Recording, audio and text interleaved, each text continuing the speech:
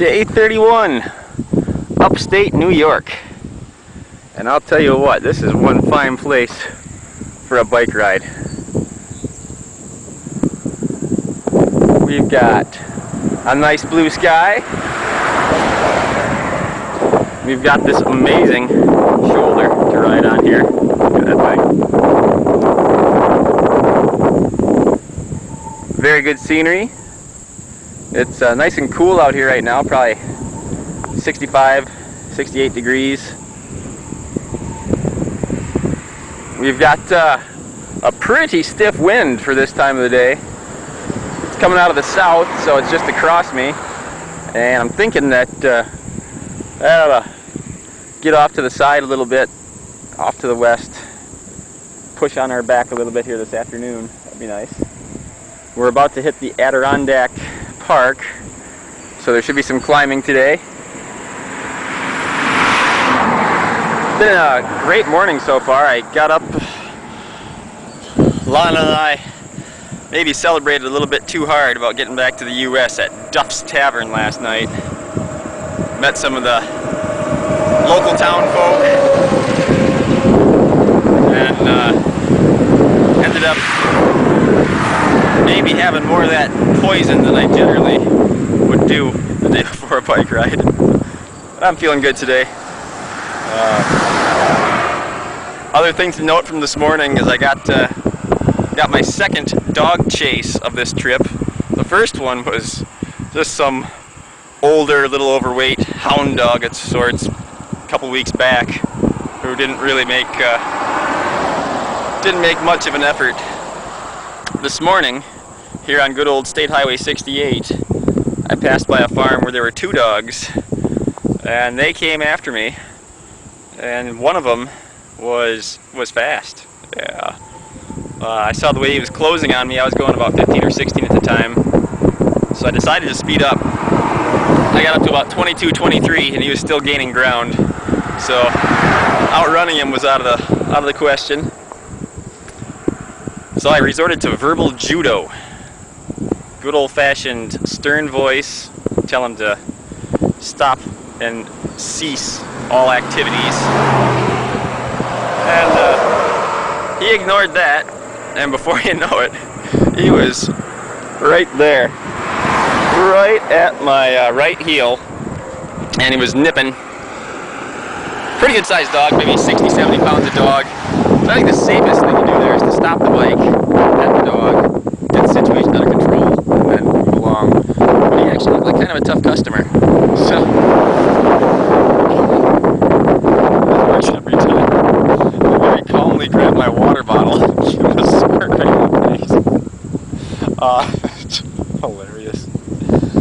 You read about people getting all concerned about dog chases and they carry pepper spray. Don't pepper spray a dog. Come on. You're carrying water. Or in this case, my most accessible water bottle is my orange Gatorade. I feel so bad. I've got a snoot full of orange Gatorade. Anyway, that knocks them right off of their pursuit. They just sort of rolled away from him. Oh, that's good humor. Good humor, good scenery. A lot of Amish up here, a lot of horses up on the roads, horse-drawn carriages. Yeah, it's very scenic here. The road is amazing for biking. It can't be like this all day, just not possible. Anyway, I'm about 5 minutes from Canton. Go in there and have a little snack and keep rolling. The goal today is Lake Placid. Lake Placid. And if this turns into a tailwind, I'll be there before you know it. Look at that thing blow out there. Whew. This is 8 o'clock in the morning.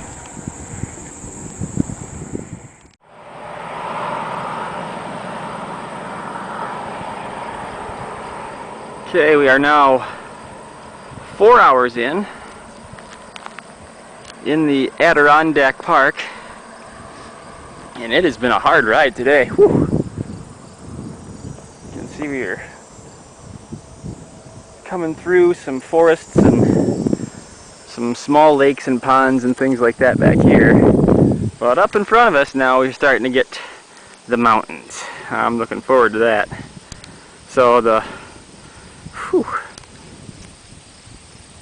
last couple hours I've been heading south from Colton to South Colton down 56, and that actually has put me in the wrong direction as far as the wind is concerned. It's pretty stiff wind. It's right in my teeth.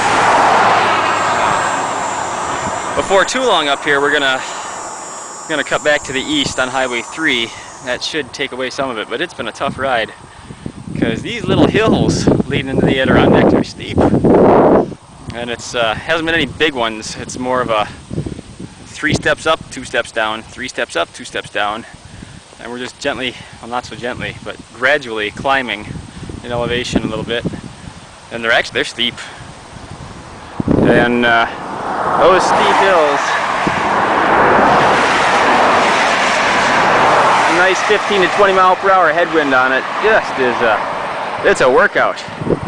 So I gotta find me some food. I was gonna stop back in South Colton, but apparently I missed where town was. I came through on the main drag and there wasn't a diner or a cafe or anything. So it's we're past the emergency peanut butter jelly and a couple of candy bars. I got a lot more candy in the bag here, but I want some meat and potatoes. I need some serious fuel for this afternoon, because those are going to be some climbs. So could be as much as 2 hours to the next town. Don't have it carefully listed here,